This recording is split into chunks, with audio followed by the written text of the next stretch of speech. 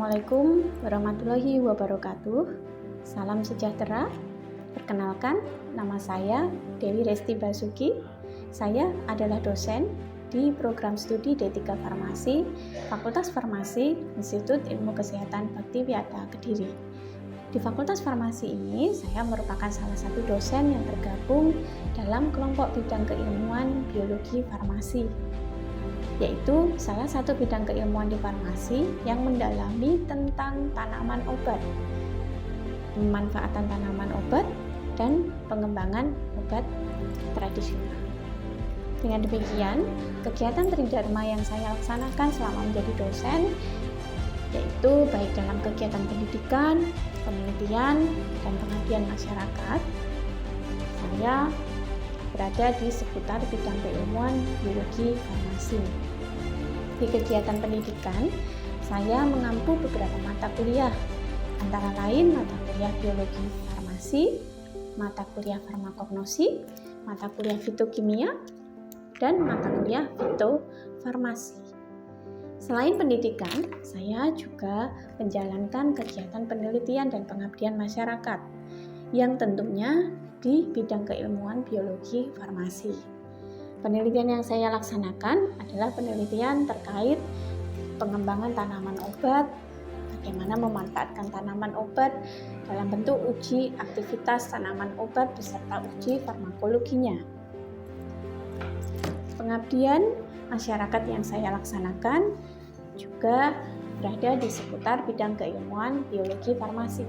Salah satu contohnya antara lain pelatihan kepada masyarakat mengenai pemanfaatan tanaman obat, penyuluhan kepada masyarakat tentang pemanfaatan tanaman obat untuk kesehatan. Nah, pada kesempatan kali ini saya akan menjelaskan salah satu mata kuliah yang saya ampu, yaitu mata kuliah fitokimia. Mata kuliah fitokimia ini merupakan salah satu mata kuliah yang ditempuh di semester ganjil dengan jumlah 2 SKS teori. Mata kuliah fitokimia ini adalah mata kuliah yang membahas tentang tahapan-tahapan untuk penarik senyawa fitokimia dari tanaman obat, mulai dari tahapan ekstraksi, screening fitokimia, kemudian teknik pemisahan dan isolasi senyawa fitokimia. Serta mata kuliah ini juga membahas tentang senyawa fitokimia sendiri. Macam-macam senyawa fitokimia itu apa saja, seperti alkaloid, flavonoid, tanin, glikosida, dan terpen. Selain itu, mata kuliah ini juga membahas tentang bagaimana menganalisis senyawa fitokimia menggunakan instrumen yang spesifik, seperti kromatografi, spektrofotometri, dan instrumen lainnya. Adapun capaian pembelajaran pada mata kuliah ini adalah 1. Mahasiswa mampu menjelaskan, memahami, dan membedakan senyawa metabolit sekunder maupun primer yang ada pada tanaman obat. Kedua, mahasiswa mampu menjelaskan dan memahami metode ekstraksi, macam-macam metode ekstraksi dari senyawa metabolit yang ada pada tanaman obat. Ketiga, mahasiswa mampu memahami metode pemisahan, screening fitokimia, dan pemurnian ekstrak tanaman obat. Keempat, mahasiswa mampu memahami metode isolasi dari senyawa fitokimia dan analisis senyawa fitokimia menggunakan instrumen. Pada mata kuliah fitokimia ini, materi pembelajaran yang saya sampaikan antara lain 1. Pendahuluan, 2. Senyawa metabolit tanaman baik primer maupun sekunder, 3. Screening fitokimia, 4. Metode ekstraksi, vaksinasi, isolasi senyawa fitokimia, 5. Macam-macam metode ekstraksi dan prinsipnya, 6. Vaksinasi, 7. Kromatografi lapis tipis dan kromatografi kolom, 8. Kromatografi preparatif, 9. Isolasi dan analisis senyawa fitokimia, 10. Alkaloid, 11 flavonoid, 12 tanin, 13 glikosida, 14 saponin.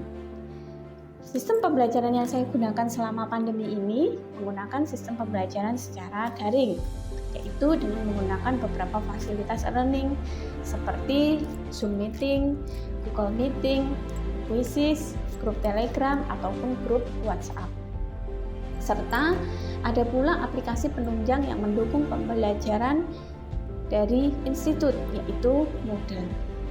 Tentunya dalam pelaksanaan pembelajaran harus terpenuhi aspek dia, delivery, interaction, dan assessment.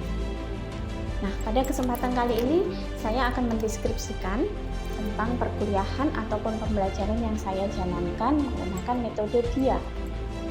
Di awal perkuliahan, saya beserta tim dosen pengampu mata kuliah fitokimia ini, saya bersama-sama dengan tim dosen untuk menyusun kontrak kuliah dan RPS.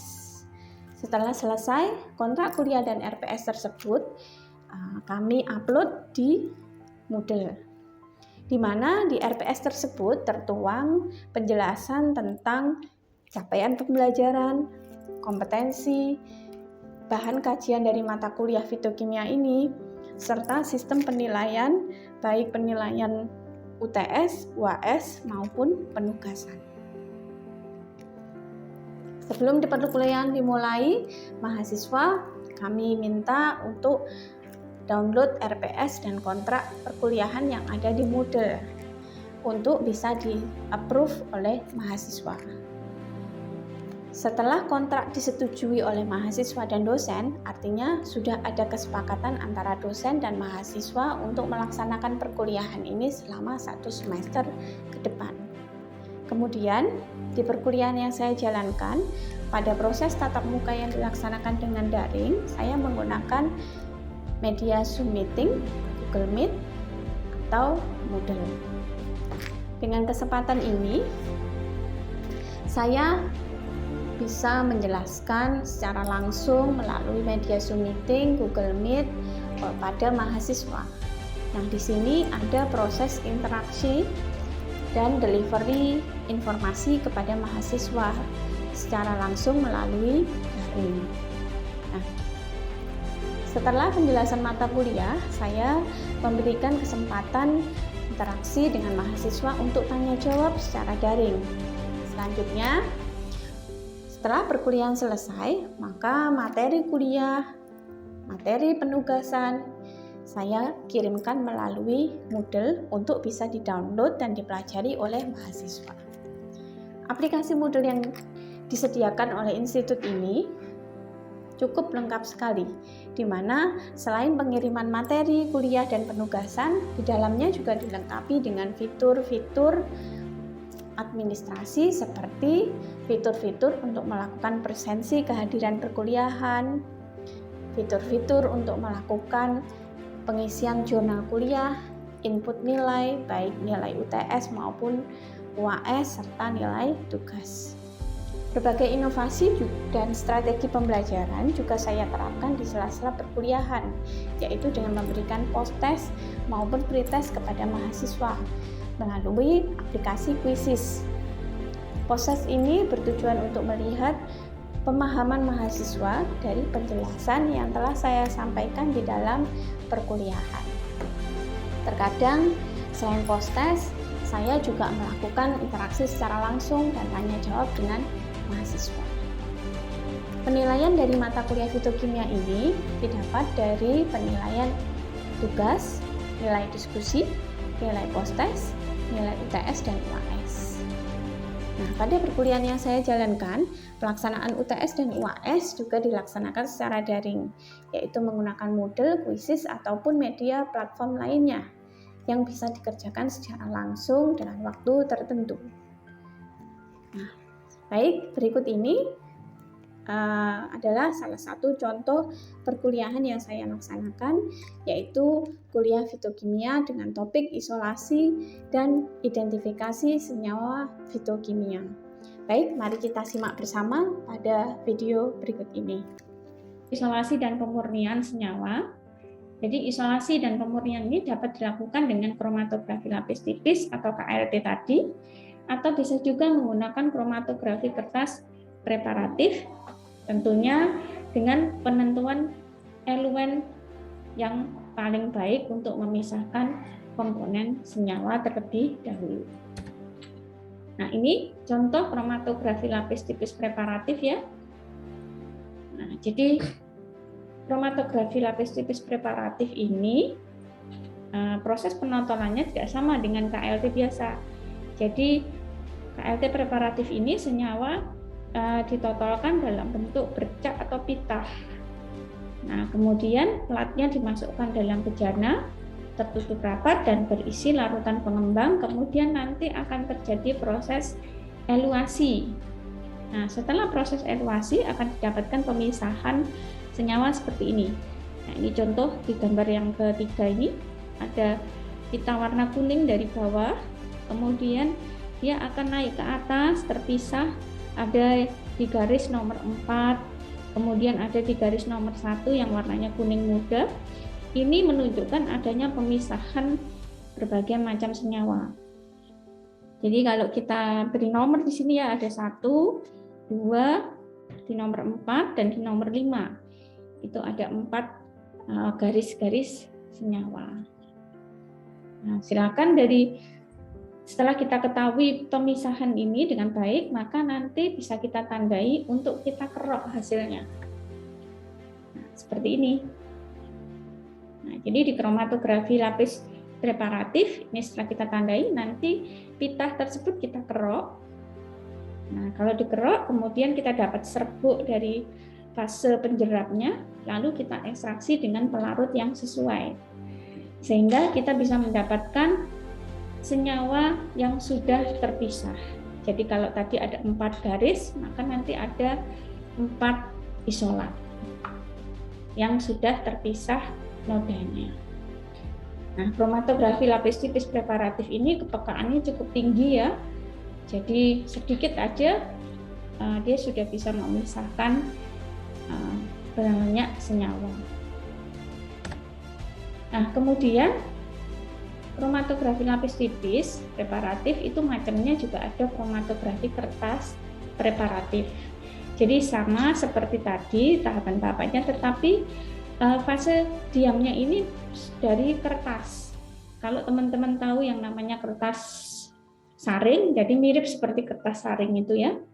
Untuk cara penggunaannya sama, bisa kita totolkan di tempat penotolan senyawa, kemudian kita lakukan eluasi. Nah, nanti dia akan naik. Kalau yang tadi, yang KLT preparatif dikerok, tetapi kalau yang kertas tinggal kita gunting aja sesuai dengan senyawa yang dipisahkan. Nah, setelah kita sudah memisahkan senyawa, kita dapat 1 senyawa masing-masing, maka kita lakukan karakterisasi isolat. Nah, isolat yang sudah murni, yang sudah diperoleh, itu ditentukan dahulu golongannya. Nah, itu dengan cara menggunakan instrumen. Isolat dikarakterisasi menggunakan spektrofotometri UV vis, spektrofotometri infrared, atau kalau khusus untuk flavonoid bisa kita tambahkan menggunakan reaksi geser. Nah, ini beberapa instrumen yang kita gunakan untuk identifikasi isolat, yaitu spektro UV vis, spektroskopi IR, spektroskopi massa, spektroskopi NMR atau resonansi magnetik nuklear. Nah, ini kalau teman-teman bisa lihat alatnya, ini alat dari berbagai macam model spektroskopi atau spektrofotometer UV vis. Nah, hasil dari pengukuran spektrofotometer UV vis seperti ini ya, hasil spektranya. Nanti kita akan mendapatkan puncak tertinggi ini, absorbansi maksimum dan lambda maksimum dari senyawa yang kita identifikasi. Kemudian kalau sudah tahu lambda max atau panjang gelombang maksimumnya, maka kita lanjutkan identifikasi dengan spektroskopi IR. Spektroskopi IR ini tujuannya untuk melihat golongan senyawa dari isolat. Jadi kita lihat senyawa ini masuk ke dalam golongan apa. Ini gambar alatnya, kemudian ini hasilnya ya, hasil dari spektranya. Jadi setelah sampel kita injek, dia akan keluar hasilnya seperti ini. Nah, cara membacanya gimana, Bu? Ini spektranya rumit seperti ini ya. Nah, jadi kita buka dengan kitabnya. Jadi ada buku judulnya Spektroskopi, Handbook of Spectroscopy. Di situ digunakan untuk membaca hasil spektra ini. Jadi di mana peak yang bentuknya seperti ini pada bilangan gelombang antara 4.000 sampai 3.000 itu menunjukkan gugus apa. Nah, kalau bentuk pitahnya melebar, intensitasnya kuat seperti ini, maka ini kita sebut dengan gugus fungsi OH.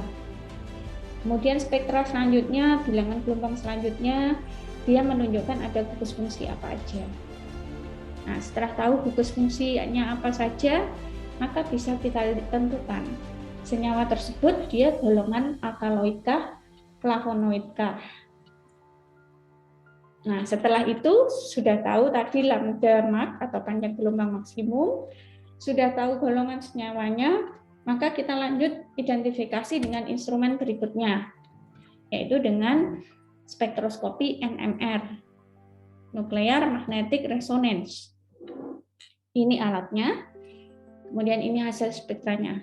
Di sini kita akan melihat bobot atau massa atom. Jadi kalau suatu senyawa itu ada atom H, atom C, atom O, ini kita cek bobot masing-masing atomnya. Dengan melihat bobot atom di sini, kita akan tahu berapa jumlah atom H yang ada pada senyawa tersebut. Berapa jumlah atom O yang ada pada senyawa tersebut. Nah, lalu kita lihat di buku spektroskopi atau Handbook of Spectroscopy, bisa kita identifikasi dia senyawa apa. Nah, kemudian kita lihat hasilnya ya. Nah, dari jurnal ini, di jurnal ini rimpang temu ireng tersebut diekstraksi dengan beberapa pelarut. Jadi ada ekstrak petroleum ether, ekstrak kloroform, ekstrak butanol, dan ekstrak metanol. Nah, Bu, ini kok ada 4, ini untuk apa? Nah, ini semua digunakan dilihat dari urutan polaritas pelarutnya. Mulai dari yang polar, semipolar, sampai ke yang non-polar. Jadi isolasi itu sama seperti kita menebak senyawa. Kita nggak tahu di dalam tanaman ini ada senyawa apa. Apakah senyawanya itu bersifat polar, apakah sifatnya semipolar, apakah sifatnya non-polar. Maka dari itu di awal kita menggunakan urutan pelarut berdasarkan tingkat polaritasnya. Nah, kemudian di sini kita lihat tentunya di proses pertama setelah ekstraksi kita lakukan screening ya, seperti tahapan yang sudah saya paparkan tadi. Screening ini dilakukan pada masing-masing ekstrak. Tadi ada 4 ekstrak. Ekstrak ether, ekstrak kloroform, ekstrak butanol, dan ekstrak metanol. Masing-masing diidentifikasi dengan reaksi yang sesuai untuk cek adanya flavonoid. Ternyata yang positif ada flavonoid itu ekstrak ether, kloroform, dan butanol. Jadi teman-teman nanti kalau baca jurnal dilihat ya hasilnya seperti ini. Nah, kemudian setelah tahu kandungan senyawanya, jadi tadi kalau di sini ada 3 senyawa, 3 ekstrak yang positif ya. Nah, yang dipakai untuk identifikasi cukup 3 aja. Nah, selanjutnya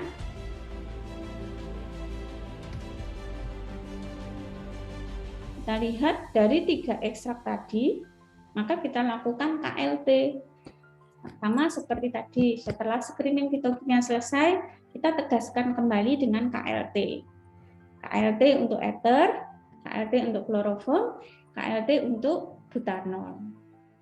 Hasilnya seperti ini, ketemu nilai RF, ketemu warna nodanya sekian, dengan lambda sekian. Semuanya ketemu masing-masing dengan hasil KLT masing-masing. Nah, kalau sudah dipisahkan kembali menggunakan kromatografi kolom. Nah, di kromatografi kolom itu didapatkan ada 9 senyawa. Ada 9 penggolongan senyawa ya. Ini digolongkan berdasarkan nilai RF dan warnanya. Lalu kalau dari 9 botol tadi, 9 penggolongan senyawa ini diidentifikasi kembali dengan screening fitokimia, ternyata hasilnya positif ya. Nah, lalu kita bisa tebak, kalau menghasilkan warna positif ini maka dia golongan flavonoid, flavon, flavanon atau isoflavon. Ada juga kalau dia warnanya coklat, dia termasuk golongan flavonoid isoflavon. Kalau warnanya tidak berubah, berarti dia golongan flavonoid katekin. Setelah itu, setelah tahu dari hasil screening sudah kita tebak, maka kita lakukan identifikasi sama seperti tahap tadi ya, pakai UV-vis untuk lihat golongan senyawanya, spektrofotometer infrared menggunakan untuk menentukan gugus fungsinya, lalu GC-MS untuk menentukan struktur senyawanya. Hasilnya begini. Nah, ini dari hasil UV-vis ketemu lambda max-nya atau panjang gelombang maksimumnya. Bisa kita tebak kalau panjang gelombang maksimum sekian, maka dia golongan isoflavon. Kemudian kita lanjut dengan hasil spektrofotometer FTIR. Nah, begini spektranya. Lalu dari hasil gugusnya ketemu adanya karbonil, adanya CO terkonjugasi, ada metoksi, ada inti aromatis, dan seterusnya. Kemudian dilanjutkan dengan identifikasi GC-MS untuk melihat struktur senyawanya ini tadi. Ini yang saya sampaikan tadi, referensi yang digunakan untuk identifikasi hasil analisa menggunakan instrumen. Kita bisa menggunakan handbook spektroskopi punyanya Pavia. Di situ akan ada tabel, jadi cukup tebal sekali, nggak usah dihafalkan, tetapi ini memang instrumen untuk membaca hasil spektra. Nah, jadi wajib ada buku handbook spektroskopi ini kalau kita mengidentifikasi dengan alat-alat tadi. Kemudian teman-teman nanti juga bisa lihat di proses isolasinya, itu bisa mengacu tahapan-tahapannya pada Handbook of Natural Product Isolation. Nah, di sini tahapan untuk mengisolasi senyawa flavonoid, alkaloid itu masing-masing ada metodenya sendiri-sendiri, ada skemanya. Nanti silakan bisa teman-teman lihat. Saya juga bisa bagi handbooknya, file handbooknya ada, saya e-booknya nanti bisa saya share di grup Telegram ataupun melalui WhatsApp.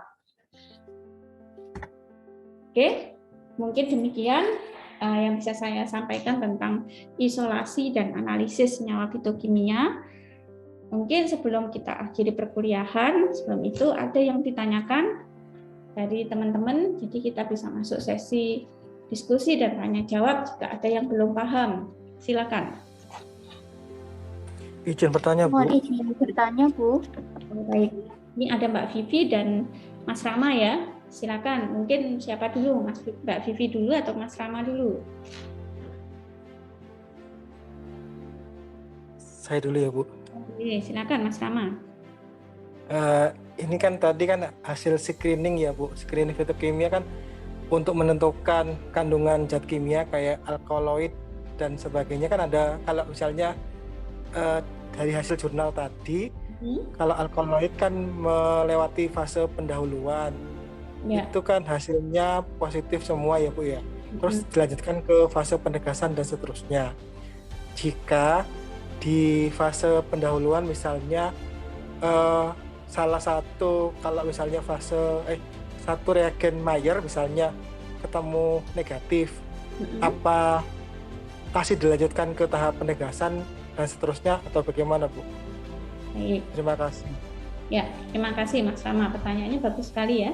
Jadi memang untuk senyawa alkaloid ini khusus dia memiliki banyak metode, mulai dari Mayer, pendahuluan, drag and drop, Wagner, dan seterusnya. Kalau nggak salah ada 7 metode uji. Nah, bagaimana jika salah satunya negatif? Padahal itu sama-sama uji alkaloid, begitu ya. Nah, kalau salah satunya negatif, artinya berarti dia ada salah satu golongan senyawa yang tidak dimiliki dari alkaloid. Seperti yang kita ketahui ya, alkaloid itu kan ada 9 golongan.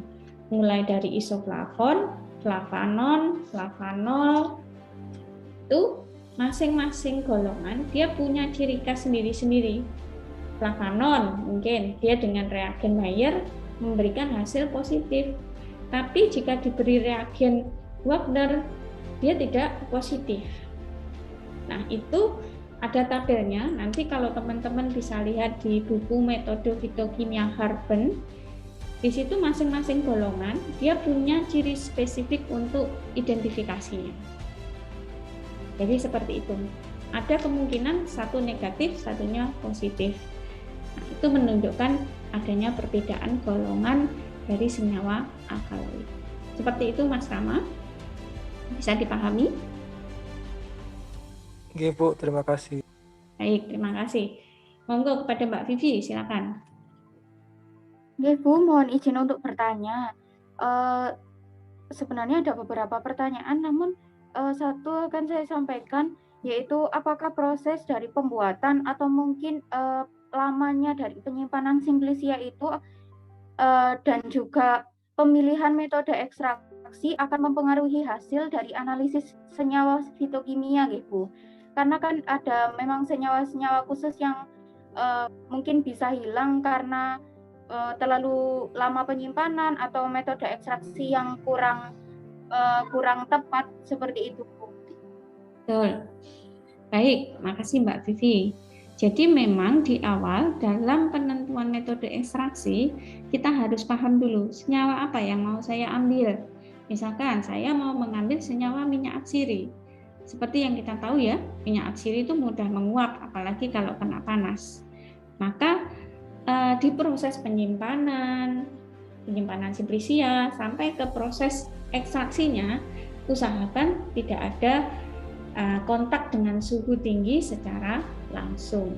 Seperti itu Mbak Vivi. Jadi tetap ada pengaruh antara proses penyimpanan, pemilihan metode ekstraksi, pemilihan pelarut. Semua itu kuncinya ada di karakteristik dari senyawa yang mau kita ambil. Karakteristiknya seperti apa. Oleh sebab itu, di kuliah fitokimia ini, selain kita tahu metode-metode macam-macamnya, kita harus juga memahami masing-masing senyawanya. Alkaloid bagaimana, tanin bagaimana, seperti itu Mbak Vivi. Bisa dipahami Mbak Vivi? Baik Bu, terima kasih Bu. Ya, terima kasih Mbak Vivi. Mungkin yang lain? Sambil menunggu yang lain, jangan lupa nanti teman-teman presensi juga di Moodle ya. Baik Bu.